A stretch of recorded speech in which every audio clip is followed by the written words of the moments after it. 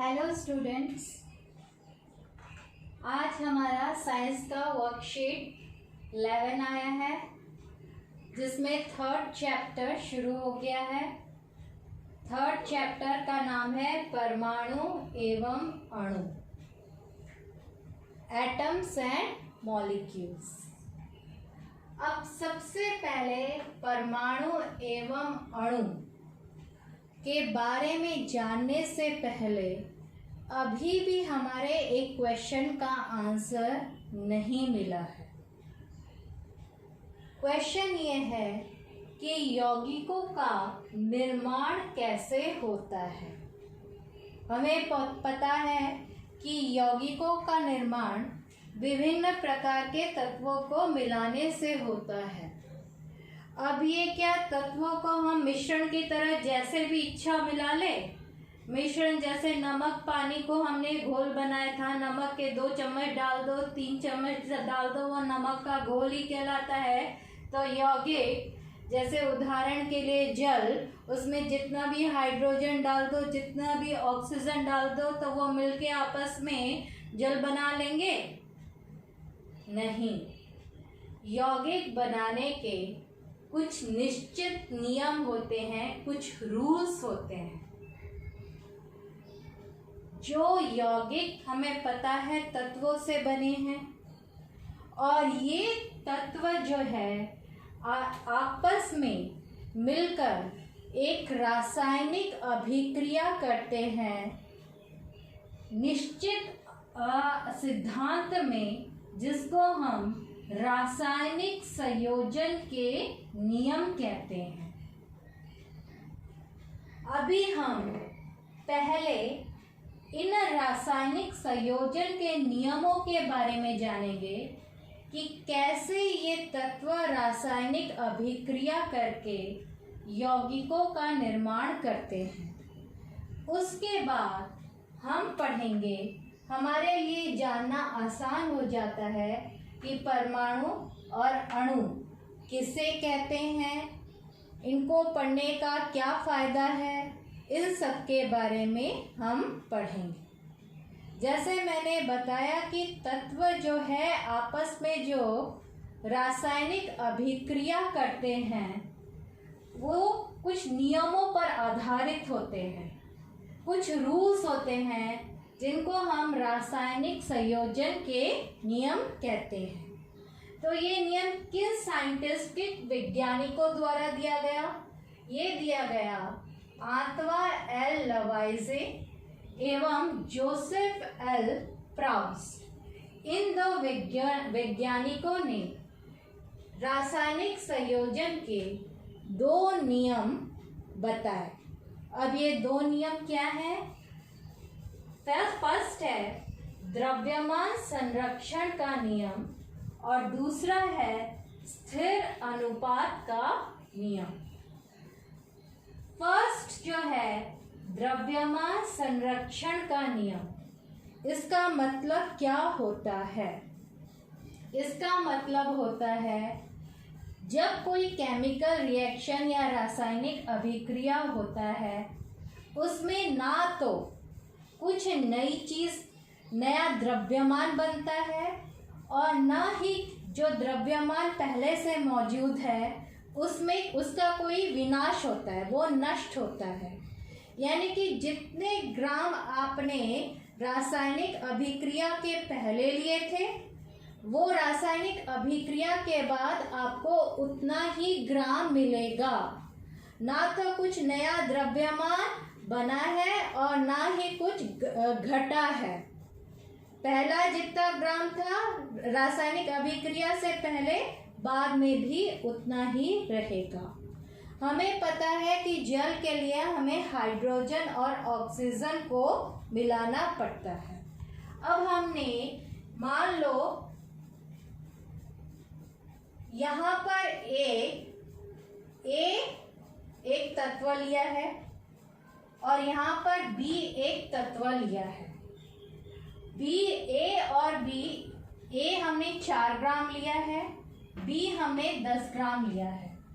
अब इन दोनों तत्वों के बीच रासायनिक अभिक्रिया हुआ। रासायनिक अभिक्रिया के बाद हमें पता है कि रासायनिक अभिक्रिया में हमें एक नया पदार्थ मिलता है जिसे हम यौगिक बोलते हैं, जिसके गुणधर्म, विशेषताएं, बनावट सबके सब अलग होते हैं। तो मान लो हमें यहाँ पर 2 नए उत्पाद मिले जिसको हम C और D कहते हैं। अब C जो है वो 2.5 ग्राम मिला और D जो है 11.5 ग्राम मिला। तो अब अगर हम इनको प्लस करेंगे, देखेंगे जो पहले हमने रासायनिक अभिक्रिया से पहले हमने A और B लिया था, उन अभिकारकों का द्रव्यमान भी 14 ग्राम है। उसके बाद रासायनिक अभिक्रिया के बाद जो C और D बना, वो उनका भी, इन दोनों को प्लस करेंगे तो उत्पादों का द्रव्यमान भी 14 ग्राम ही बना। तो दोनों तरफ अभिक्रिया से पहले और बाद में द्रव्यमान 14 ग्राम ही है और ये भी 14 ग्राम ही है। अब इसे अगर हम लैब में करेंगे तो मैं कैसे समझाऊं, जरा समझिए। मान लो ये मैंने फ्लास्क लिया है और इसके अंदर एक छोटा सा टेस्ट ट्यूब परख नली डाल दिया है।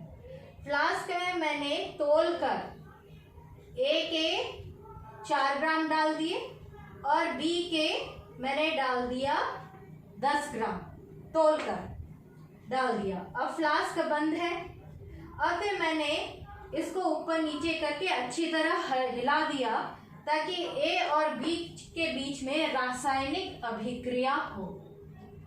जब इनकी रासायनिक अभिक्रिया हो जाएगी तो ये इसके साथ मिल जाएगा, तो हमें उत्पाद मिलेंगे, नया पदार्थ मिलेगा। C और D इसी फ्लास्क के अंदर मिलेगा, इसका सारा मटेरियल इसके साथ मिल गया होगा और यहाँ पर हमें C और D मिलेगा। तो फिर से मैं वो C और D को रख के वेइंग मशीन में तोलूंगी तो वो मुझे 14 ग्राम ही मिलेगा। तो यहाँ पर ना तो द्रव्यमान का किसी तरह से विनाश हुआ, ना कुछ नया द्रव्यमान बनकर ज्यादा बन गया। तो द्रव्यमान संरक्षण का नियम बताता है कि पहले रासायनिक अभिक्रिया से पहले जितना द्रव्यमान था उतना ही द्रव्यमान रासायनिक अभिक्रिया के बाद रहेगा।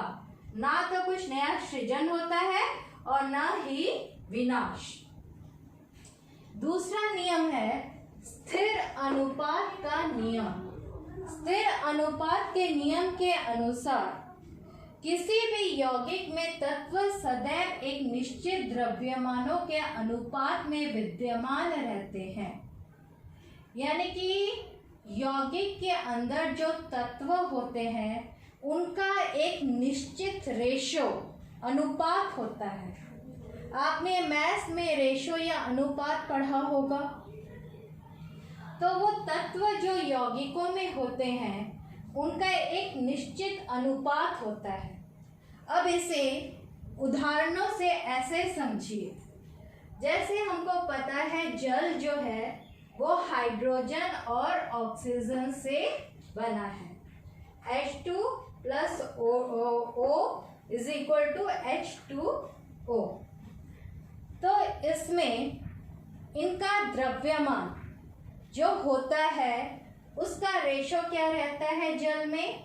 हाइड्रोजन का 1 और ऑक्सीजन का 8। यानी कि अगर मैं 9 ग्राम पानी का लूं और उसे तोड़ूं तो मुझे 1 ग्राम हाइड्रोजन का मिलेगा और 8 ग्राम ऑक्सीजन का मिलेगा और 8 gram plus 1 gram is equal to 9 gram H2O। इसको हमें ऐसे अलग प्रकार में भी समझा सकती हूँ, जैसे 1 ग्राम हाइड्रोजन और 8 ग्राम ऑक्सीजन अनुपात है 1:8। यानी कि अगर 2 ग्राम हाइड्रोजन में लूं तो मुझे कितना ऑक्सीजन चाहिए होगा? 16 ग्राम।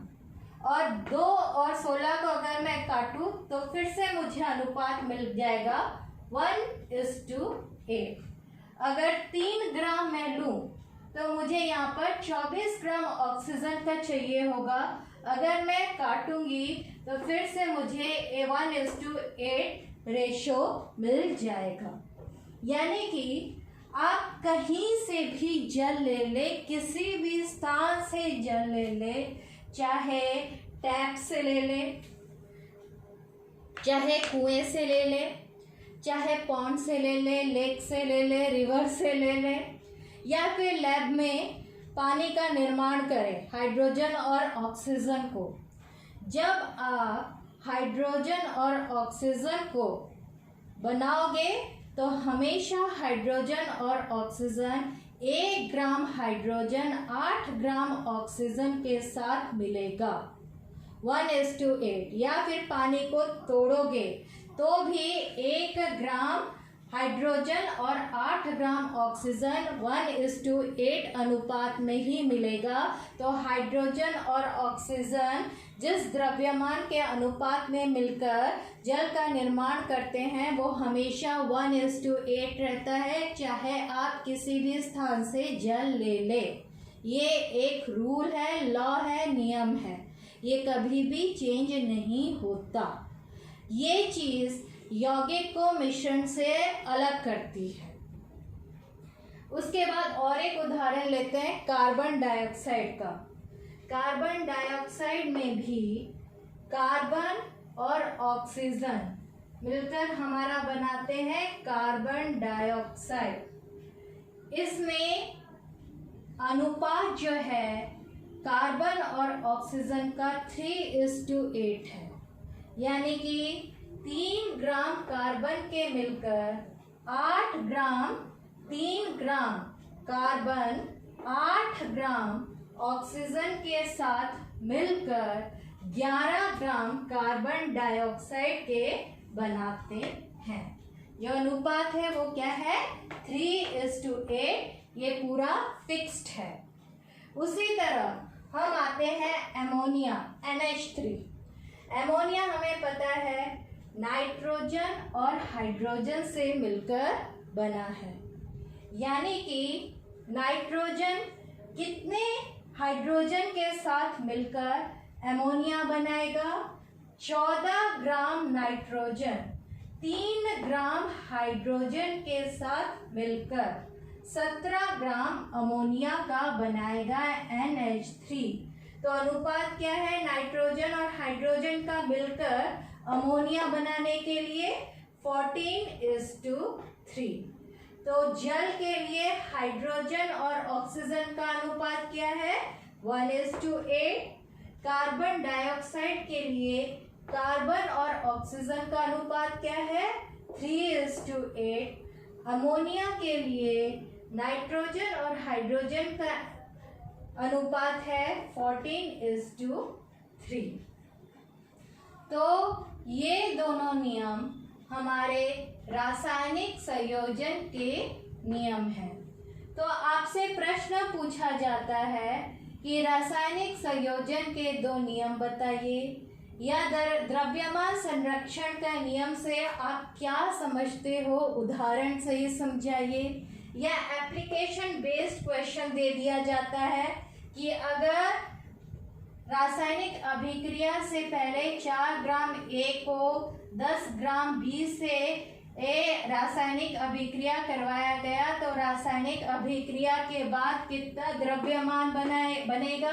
तो जितना पहले था उतना ही बाद में बनेगा। उसके बाद क्वेश्चन स्थिर अनुपात का नियम का आ सकता है कि जल में किस अनुपात में हाइड्रोजन और ऑक्सीजन होते हैं, या फिर और भी न्यूमेरिकल्स इस पर पूछे जा सकते हैं। तो ये आज के वर्कशीट में समझाया गया है। आज के लिए इतना ही। Thank you.